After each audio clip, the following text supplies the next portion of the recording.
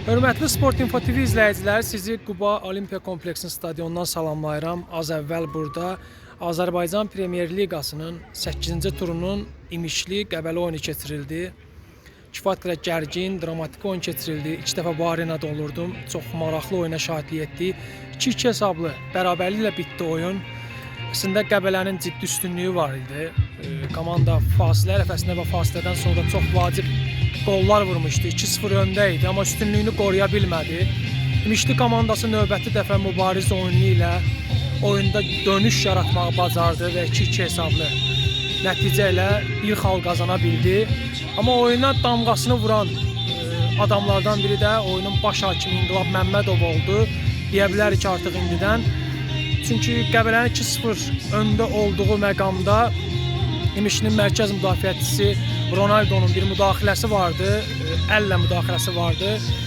Məncə baş hakimin qırmızı vərəqə verməli olduğu epizod idi, amma İnqilab Məmmədov heç sarı vərəqə belə vermədi, sadəcə qayda pozuntusu ilə kifayətləndi. Maraqlıdır, Hakimlər Komitəsinin sədri bu qərara hansı izahı verəcək?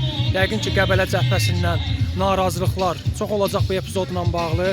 Düzdür, qələbə olsaydı bəlkə də bu epizod kölgədə qalacaqdı, amma Qəbələnin xal etməsindən sonra düşünürəm ki, həmin epizod həftə ərzində çox ciddi müzakirələrə yol açmış olacaq. Amma bundan başqa düşünürəm ki, Qəbələnin üstünlüyü əldən verməsində təbii ki, futbolçuların da KXB çıxacaq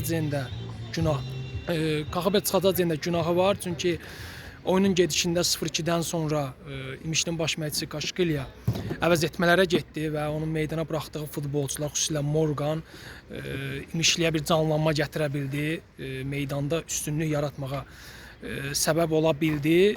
Təbii ki, meydanın o örtüyü də bərbad idi. Bu barədə də fikirlərimi bildirəcəm və futbolçular çox güc itirirdilər. Belə məqamda nədənsə Gürcüstanlı mütəxəssis əvəz etmələri çox gec etdi. İlk əvəz etməni səhv etmirəmsə 85-ci dəqiqədə. Təbii ki, KXB-nin müdaxilələrinin gecikməsi, Kaşqilyanın vaxtında müdaxiləsi və İmişlinin oyundan qopmaması da bu nəticədə rol oynadı. Düşünürəm ki, hakimin qərarından əlavə Qəbələ tərəfi həm də özünü günahlandırmalıdır, KXB çıxacaq həm də özünü günahlandırmalıdır və bir də təbii ki, İmişli futbolçularının əməyini, zəhmətini yerə vurmaq olmaz. Sona qədər mübarizə apardılar, döyüşdülər. Məğlubiyyətin artıq reallaşdığını hamımız düşündüyümüz halda, bəlkə də hər birimiz Qəbələnin nəinki qələbəsini, iri hesablı qələbəsini planlaşdırdığımız halda İmişli komandası oyundan qopmadı, mübarizə apardı və bir xalını qazandı. Təbii ki, bir də meydançanın o örtüyü çox bərbad vəziyyətdədir. İndi sizə də görüntüləri təqdim eləyəcəyik. Nəzərə alaq ki, bir neçə gündən sonra burada Qarabağ komandası meydana çıxacaq. O Qarabağ ki, ayın 22-si Atletiki Bilbao'nun qonağı olacaq. Növbəti ayın 5-i Chelsea'nin qonağı olacaq və bu arada bu cür meydanda Qarabağın futbolçuları meydana çıxmağı olacaq. Çox bərbad vəziyyətdədir. Belə şiddətli yağış da yağmır. Narın yağan yağışa rəğmən stadionun o örtüyü bir bataqlığı xatırladırdı. Futbolçular çox güc itirirdilər. Topla rəftara ciddi problemlər yaradırdı.